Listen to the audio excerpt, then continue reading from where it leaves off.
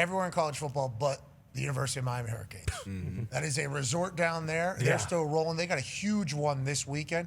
What should we be chatting about in the college football world, Tone? Let's start with this past weekend. Just in case anybody missed it, we start in Happy Valley State College, where you were for game day.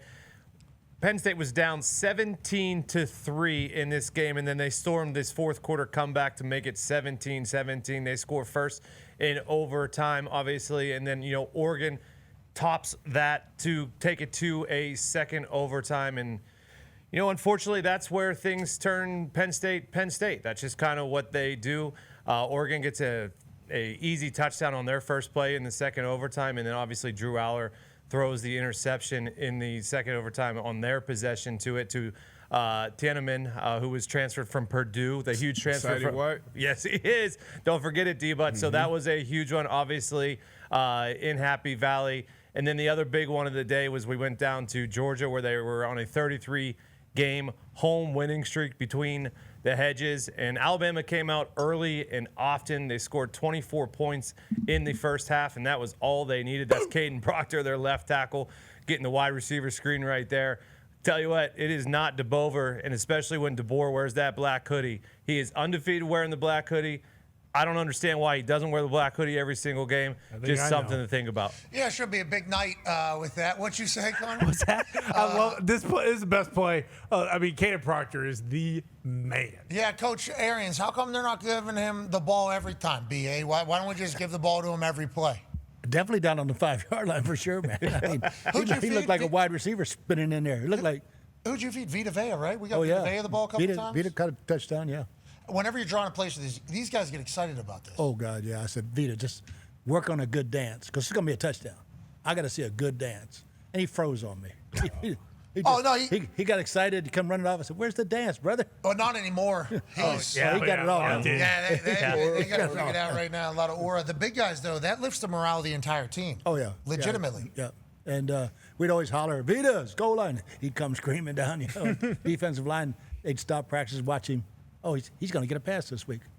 And the reaction from the entire building, anytime one of the big guys gets a ball, is electrifying. When they were practicing that with Proctor, I assumed the building was electrifying whenever they were going through it. Mm-hmm. And I think this Alabama team, AJ, hey,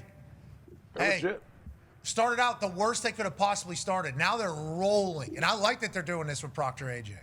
It's awesome what they're doing with Proctor, but I think they just need to do this a few more times, get some more victories, some blowouts to have that Alabama, that aura, that mystique about them that the Patriots had for so long in the NFL, that Alabama had for so long under Nick Saban. I think they can kind of regain that a little bit. They lost it early in the season, but I think they can get that back. A lot of question marks for what the future was going to be down there in Alabama. It feels like the future for us is going down there for them taking on Vandy. Ooh. Love that. Isn't that crazy? We're going to Alabama Vandy this weekend. That's a incredibly large compliment to Diego and everybody at Vandy, but also they've earned it every step of the way.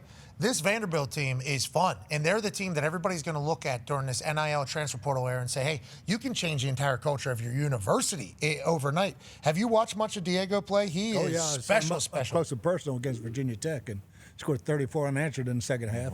And now I guess he's trying to get a seventh year. They're going to give it to him too, I assume. They should. They're going to give it to him now, but they should. Hey, but he's a hell of a football player now. A lot of moxie. Yeah. Oh, tough. And they got a big, strong offensive and defensive line. They did it. They built their trenches in the right way. You talk about him being tough. I saw a video he did maybe with On3. I forget who it was. It was a TikTok or a reel. And build the perfect quarterback. And it was like, they were asking him. It was like a rapid fire. And they're like, football IQ or something like that. And I think he said Peyton or something like that. And then he said mindset. And he said Tom.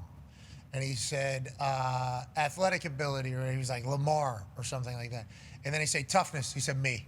And then the next one, he won. And then it was like arm strength or something. He said Vic. He put together the perfect one. But when it was toughness, he was very proud. You can take on and be something that your school has never been before. What a match made in heaven down there for Vandy. I'm so pumped that we're going to a Vandy game, actually, because I wish it would have been in Nashville. Because first of all, I love Nashville. It's a great place. Love Nashville. I do love Nashville. But also, these schools that don't get game day a lot, You know, and we feel honored that game day game means something. That is very cool that I'm a part of something where that actually means something. Kind of sweet is Bama's one of those places you would slot as like, hey, they've won so much, don't really care about game day. Because of the Vandy, Bama, Saban debacle last year, like all of a sudden, Vandy's coming in like, well, we're going to beat Bama.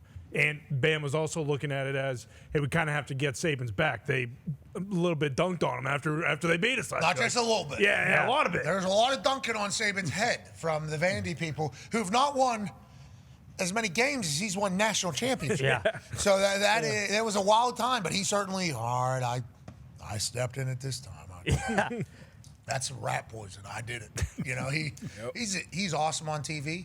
But I like that we're going down there, Tone. What else should we be thinking about whenever we look ahead to this weekend, Tone Diggs? Well, yeah, that is a big one. And the cool part is of the SEC this year is they played the exact same schedule that they played last year, but just the home and away are flipped. So this game last year was after Bama beat Georgia with the Ryan Williams spin move or whatever. Bama becomes the #1 team in the nation and then loses to Vandy. So there's a lot of implications this year. Same exact situation, except for Bama's at home and they're looking for revenge. So that's interesting. The other big game, not as big as it would have been if Florida State didn't lose on Friday night in Virginia in that awesome game. But Miami going to Florida State, another test for Miami early in this season. Obviously, they've played Notre Dame already. They've played Florida already. So another one going to Florida State. Miami versus Florida State is the other top 25 versus top 25 game of this weekend. Okay, I'm going to ask you, D-Butt. Yep.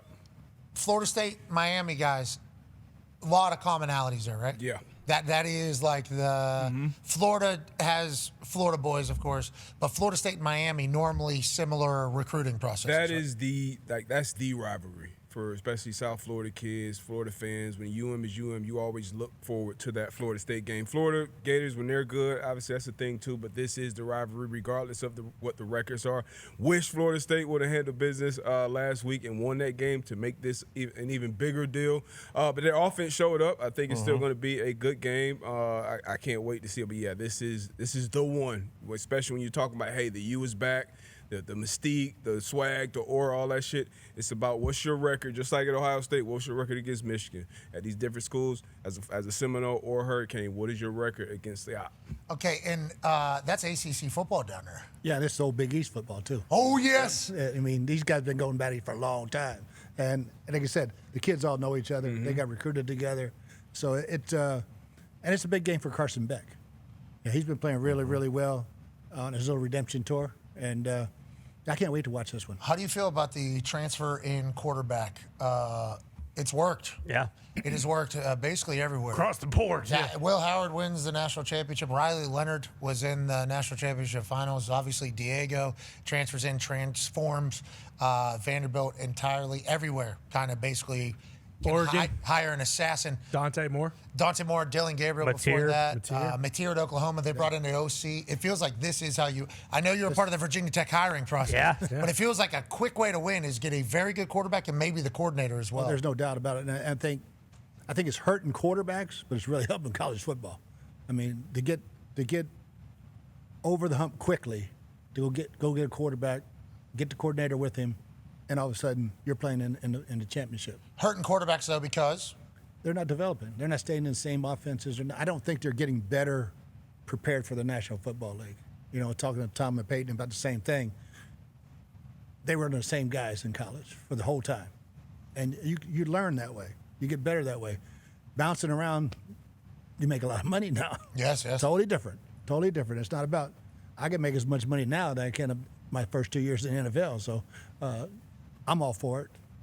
Good for the game. Does it sacrifice future talent? That is what's good for now. Is it good for later? Development for sure, right? It's like being proven damn near right now, just with quarterbacks, especially like Danny Dimes right here even. Peyton and Tom, good development is happening to him. Mac Jones took like 4 years to develop, and he was in like an NFL system with Sark down there in Alabama. Baker. Yeah, Baker Mayfield, I guess, took him a little bit, even though, whenever he came into the NFL, he had success. True. Yeah, I forget about that. He He was Rookie of the Year. You forget that had happened. success. The touchdown record With their defense. He broke the touchdown record? for a rookie, yeah. They'd be like a top 2 to 3 favorite.